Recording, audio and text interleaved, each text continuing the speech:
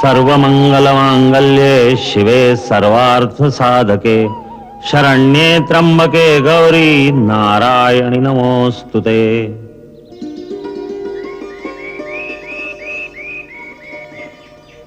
प्रकृति में बहुत से शरीर हैं, जानवरों के, पक्षियों के, जलचरों के, परंतु संसार में सबसे दुर्लभ, सबसे उत्तम शरीर मनुष्य शरीर है, क्योंकि इसके अंदर वो आध्यात्मिक शक्तियां हैं जो किसी दूसरे शरीर में नहीं। आध्यात्मिक और मानसिक शक्ति का यह भंडार हर मनुष्य शरीर में होता है, भले ही वो शरीर ऊंची जाति का हो या नीच जात का हो, किसी रंग या किसी नस्ल का हो, प्रकृति उसमें भेदभाव नहीं करती। इसीलिए हर मानव शरीर को मुक्ति का द्वार कहा जाता है। शरीर के मुख्य केंद्रों में निरंतर इस शक्ति का स्पंदन होता रहता है। जब तक उसे जगाकर अपने काबू में न किया जाए उसका कोई फायदा नहीं, वो बेकार चीज है। वैसे ही जैसे किसी कंजूस के घर भंडार तो भरे हों और वो भूखा बैठा रहे। हर मानव शरीर में इस शक्ति के 7 केंद्र होते हैं जो योगाभ्यास द्वारा जागृत किए जा सकते हैं। मैं तुम्हें अपने शरीर में ये 7 चक्र दिखाता हूं।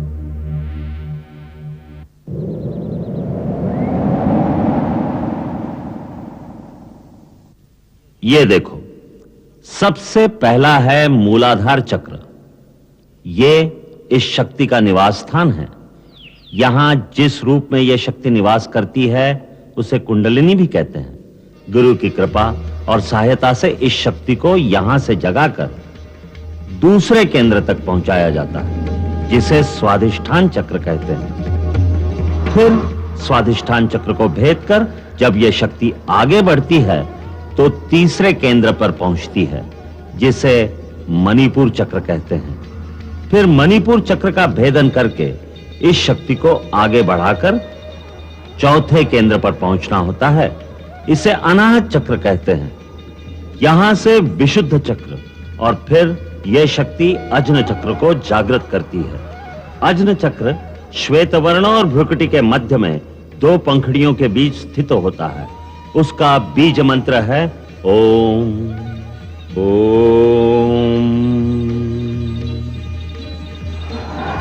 यदि इस परम शक्ति का दुरुपयोग किया जाए या इसमें कोई भूल की जाए तो यही शक्ति बेकाबू हो जाती है, जिससे साधक भटक जाता है और भटका हुआ साधक खतरनाक होता है। वो इस शक्ति से दूसरों का भी नाश कर सकता है और अंत में यही शक्ति उसका भी नाश कर देती है। इसलिए यह आवश्यक है कि गुरु की आज्ञा और सहायता के बिना यह अभ्यास न किया जाए। जब यह शक्ति जागृत होती है तो सब केंद्रों में ऊर्जा और तेज का एक ऐसा वेग होता है जैसे गंगा का प्रवाह हो। उसका तेज कई सूर्यों की तरह प्रकाशमान होता है। कुंडलिनी जब आगे बढ़ती है तो साधक को चेतना की अलग-अलग परतों का अनुभव होता है, यहां तक कि जब वो छठे चक्र का भेदन करके सहस्रार तक पहुंचती है तो योगी पूर्ण समाधि में लीन हो जाता है। जहां रोशनी ही रोशनी है, प्रकाश ही प्रकाश है, वहां पहुंचकर एक अलौकिक आनंद की अनुभूति होती है, जहां मानव की चेतना आदि और अंत की सीमाओं को पार कर जाती है। वो परम चेतना की परिसीमा है, जहां तीनों काल और समस्त लोक उसके सामने प्रकाशित हो जाते हैं। आदिदेव